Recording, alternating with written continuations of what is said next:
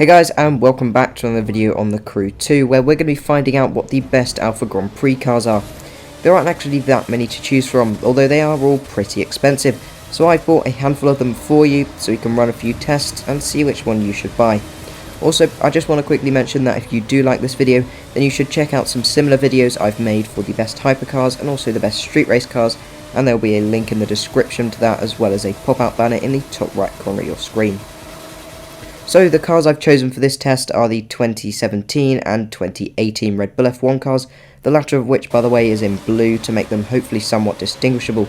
I've also bought one of the Proto cars, specifically the Proto Alpha Mark X, which is one of the Crew 2's original cars added to the game relatively recently.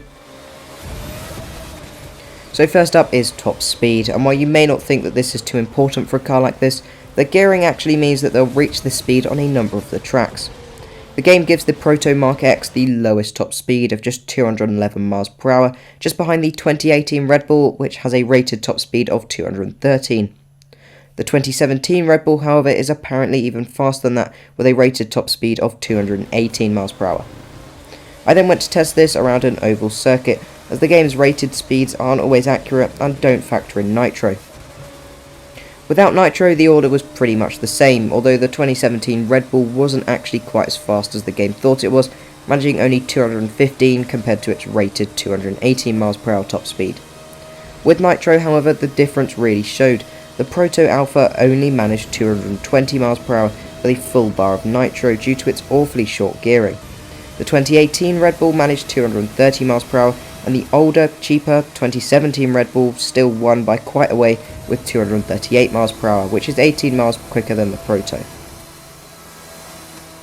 Next up is acceleration. The game gives the Proto the fastest 0 to 60 time of 2.4 seconds, followed by the 2018 Red Bull with 2.6, and then the 2017 Red Bull, which has a rated 0 to 60 of 2.7. To test this, I launched each car from the same place into a speed trap on the New York Raceway, and the results were pretty close. The 2017 Red Bull actually won this test despite having the slowest 0 to 60 time, reaching 188.1 miles per hour.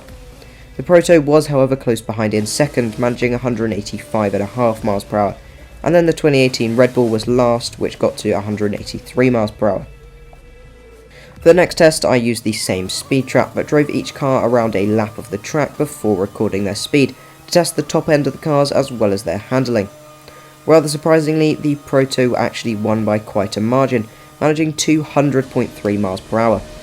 The cheaper 2017 Red Bull was in second though with 193 miles per hour, and the more expensive Red Bull was once again in last, only managing 190 miles per hour. Next is a handling test, which I did by using a slalom. Now please take these results with a pinch of salt, as it is really hard for me to drive each car in exactly the same way. The Proto did, however, still win this test by quite a margin, scoring almost 15,000 points, whereas the two F1 cars were struggling and pretty much equal on scoring just over 14,000 points. This wasn't really much of a surprise, as the Proto does definitely handle the best, although all of these cars do still handle well relative to a street race car or a hypercar. For the final test, I raced all the cars around an oval track against a Mazda MX-5 to see which one could lap it first, because why not? Just for reference, the Mazda used was completely stock and had no perf level upgrades. This was actually surprisingly close, with the cheapest car, the 2017 Red Bull, actually winning the test by lapping the Mazda in about 3 1/3 laps. The 2018 Red Bull car was then in second, taking 3 1/2 laps, and the Proto was in last, taking just over 3 1/2 laps. So overall then, the best car for acceleration and top speed is definitely the 2017 Red Bull, which costs less than 500,000 credits. As for the 2018 Red Bull, well, it's just not as good, and therefore definitely not worth the extra $500,000. The Proto might be worth it though. It is way more expensive than the Red Bull, as it costs about twice as much, about 1,000,000 credits, although it definitely handles the best. Anyway, that's all for this video. If you have enjoyed it or found it useful, then a like or even a sub would be absolutely amazing. But that's all, so thank you for watching, and I'll see you in the next one.